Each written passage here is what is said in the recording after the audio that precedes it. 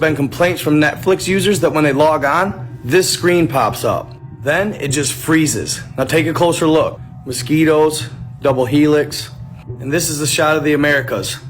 Mosquitoes all in red. Now most users think nothing of it, back out of Netflix, go back in, everything works fine. But a large amount of them are raising the obvious question. What is it? What does it mean? Some believe it's a warning.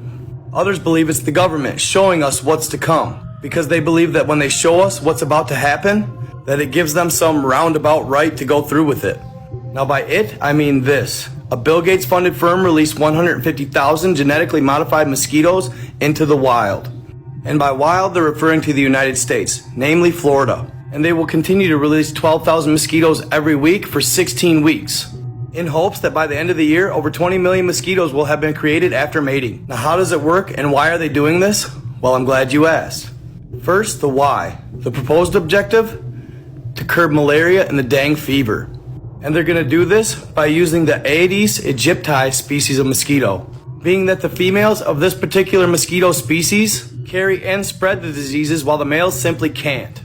So Bill Gates funded Oxitec out of the UK would genetically engineer the males to carry a certain gene. This particular trait or gene gets passed on to the offspring, killing the female offspring in the early larva stages, while allowing the males to be born continuously carrying the trait, hoping that by some miracle they can actually defeat Mother Nature and kill off all the females in this particular mosquito species. But good news guys, they've already ran test trials, so we aren't the guinea pigs.